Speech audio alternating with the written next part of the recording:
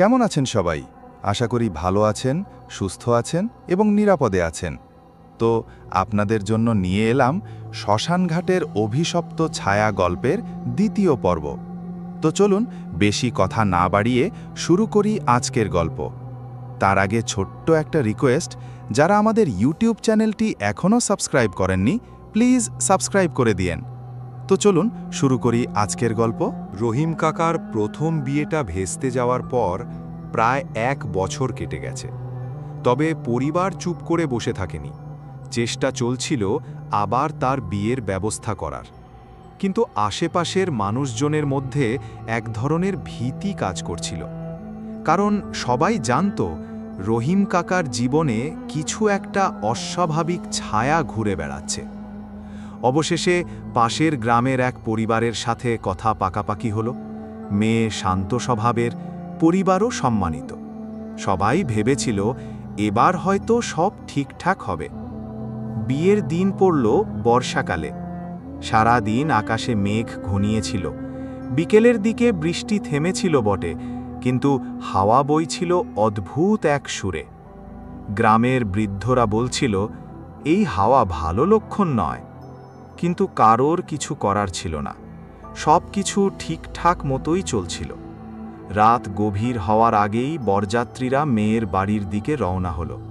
পথে হঠাৎ করে বৃষ্টি নামল আবার। রহিম কাকা ঘোড়ার গাড়ির ভেতরে বসেছিলেন। মুখটা ফ্যাকাশে, চোখে কেমন অস্থিরতা। বারবার ফিসফিস গলায় বলছিলেন, আমাকে শান্তিতে থাকতে দেবে না, আমি জানি। কনেপক্ষের বাড়িতে পৌঁছানোর পরও তার অস্থিরতা কাটল না। নামাজ, কোরআন, খাওয়া দাওয়া সব নিয়ম মাফিক চলছে। কিন্তু হঠাৎ রাত প্রায় 12টার দিকে বিদ্যুৎ চলে গেল। এটা বলে রাখা ভালো, তখন কেবল মাত্র গ্রামেই বিদ্যুৎ পৌঁছেছে। অন্ধকারে শুধু কেরোসিনের লণ্ঠনের আলো। ঠিক তখনই রহিম কাকা হঠাৎ করে অদ্ভুত আচরণ শুরু করলেন।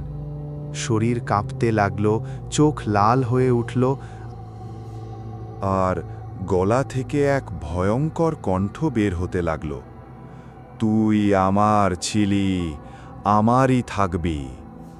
চারপাশে সবাই আতঙ্কে চিৎকার করে উঠল। কেউ তাকে ধরে রাখার চেষ্টা করল, কেউ পানি ছিটাল। তবে সবচেয়ে ভয়ের ছিল কাকার পেছনে লণ্ঠনের আলোয় স্পষ্ট দেখা গেল এক নারীর ছায়া। সাদা শাড়ি, ভেজা চুল, মুখে সেই বীভৎস হাসি। মনে হচ্ছিল সে যেন অন্ধকার ভেদ করে সরাসরি তাকিয়ে আছে কাকার দিকে। হুজুরদের ডাকা হলো তাড়াহুড়ো করে। কোরআনের আয়াত পড়া শুরু হলো। মহিলার ছায়া একসময় মিলিয়ে গেল অন্ধকারে। কিন্তু রহিম কাকার অবস্থা আরও খারাপ হয়ে গেল। তিনি ধপ করে মাটিতে পড়ে গেলেন। মুখ দিয়ে ফেনা বের হচ্ছিল, আর ঠোঁট নড়ছিল অচেনা শব্দে। সবার সামনে তিনি ফিসফিস করে বললেন, আমি আসিনি, আমাকে আবার ছেড়ে দেওয়া হয়েছে। সেই রাতেই বিয়েটা আর সম্পন্ন হয়নি। মেয়েটির পরিবার বলল, আমরা এ বিয়ে দিতে পারব না। গ্রাম জুড়ে গুঞ্জন ছড়িয়ে পড়ল। কারো কারো মতে রহিম কাকার ওপর জিনের আসর। আবার কেউ বলতো তিনি শ্মশানের সেই অভিশপ্ত সাপের ছায়ায় আটকে গেছেন। এরপর থেকে রহিম কাকার বিয়ে আর হয়নি। দিনের পর দিন তিনি চুপচাপ হয়ে পড়লেন। কখনো কখনো মাঝরাতে ঘুম ভেঙে গিয়ে হাঁপাতে হাঁপাতে বলতেন, ও আবার ডাকছে। আজও হাড়িভাঙা গ্রামের লোকজন বলে, বর্ষার অন্ধকার রাতে খালের পাশ দিয়ে গেলে শোনা যায় নারীর কান্নার শব্দ, কখনো বা ফিসফিস করে ডাকার আওয়াজ, তুই আমার, শুধু আমার। আর মাঝে মধ্যে গ্রামের কারো কারো চোখে ধরা পড়ে একজন পুরুষ দাঁড়িয়ে আছে ভেজা কাপড়ে, চোখে কাদার দাগ, মুখে অস্পষ্ট সেই একই কথা, আমি ফিরে আসিনি, আমাকে ছেড়ে দেওয়া হয়েছে।